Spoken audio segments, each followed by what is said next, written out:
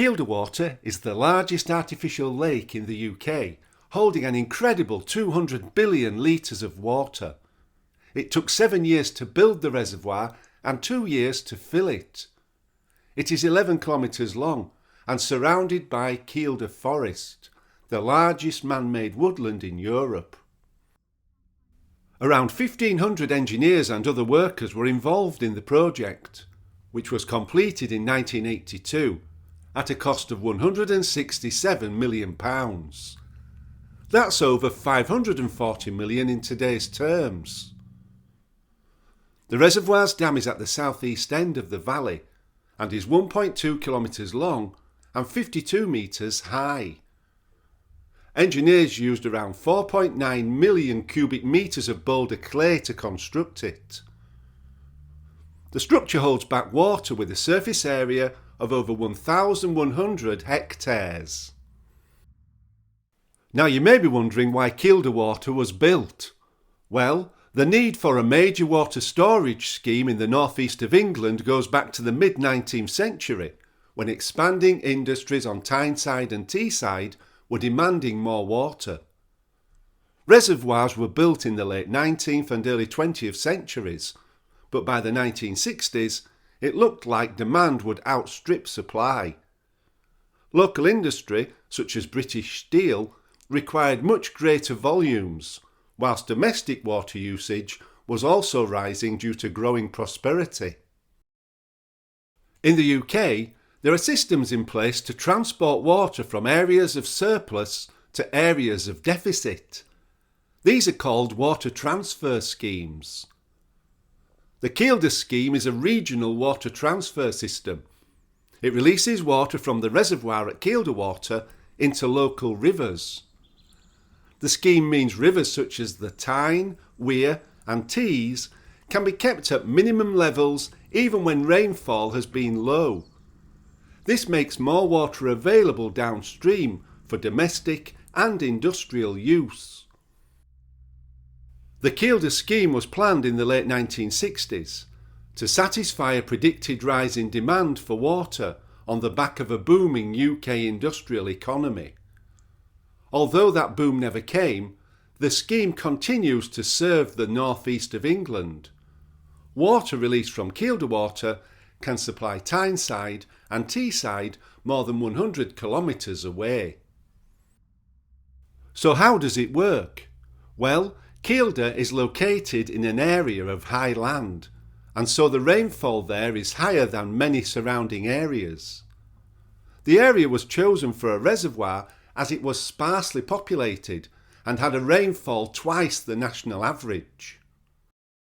The rainwater that collects in Kielder Reservoir is carefully released southwards along the North Tyne and Tyne to the city of Newcastle upon Tyne. However, a facility at Riding Mill also allows water to be transferred to the River Weir and River Tees when required. Water can be pumped uphill to a reservoir 4 miles away. From there, gravity can carry the water a further 21 miles down a tunnel to be released at Frosterley Outfall on the Weir or Eggleston Outfall on the Tees. It means the level of rivers that flow to the cities of Sunderland and Durham and towns of Darlington and Middlesbrough can be managed.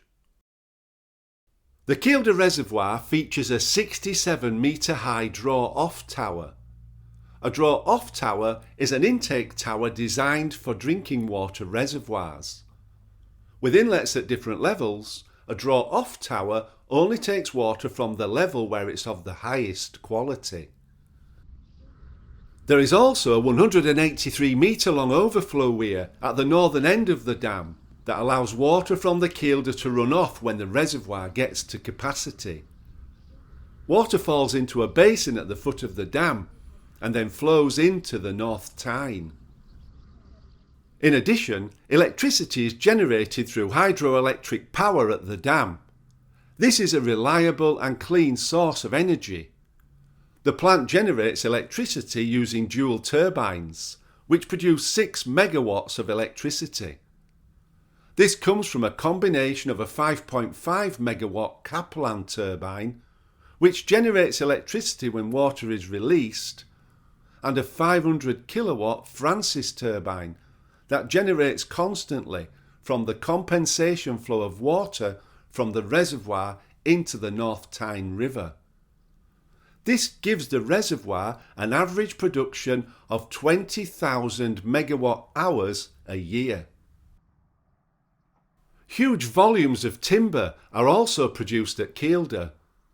The number of standing trees is 150 million, and they are replanted once felled.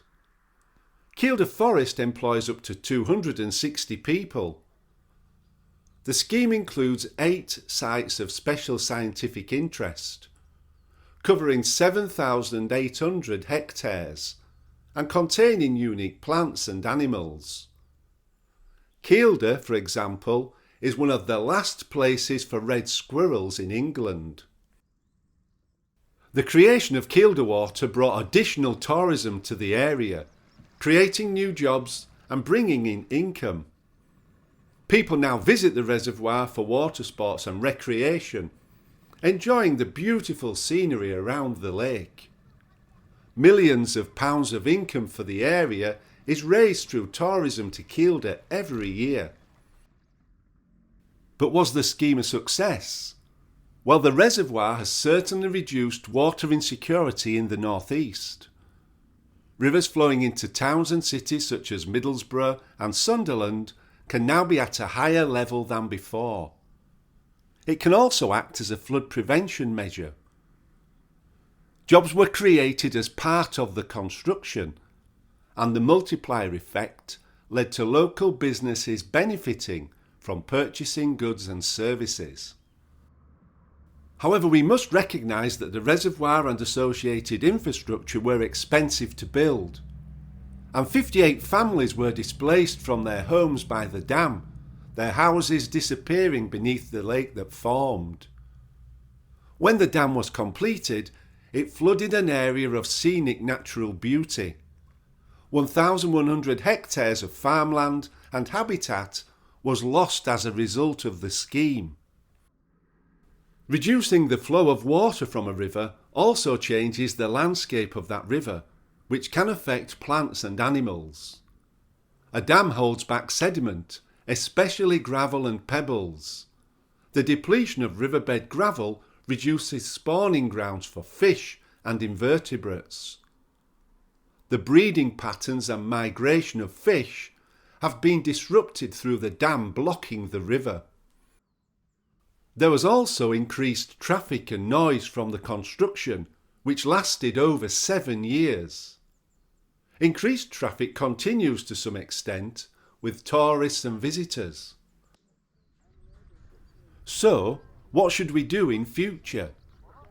Successive droughts and floods over the last 10 to 15 years has sharpened minds on how we might address potential imbalances of water supply within the UK, where broadly speaking there is excess water available in the north and forecasted shortfalls in the south.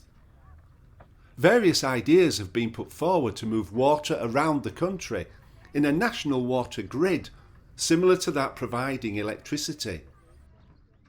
However, water transfer tends to be a very energy-intensive process and therefore needs serious consideration around whether it is suitable.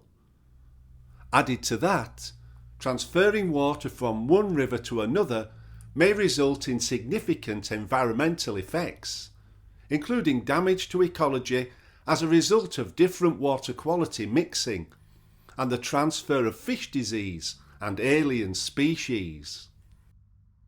There may also be political issues. People may not want water from their area transferred to another, and climate change could leave schemes redundant when rainfall patterns change.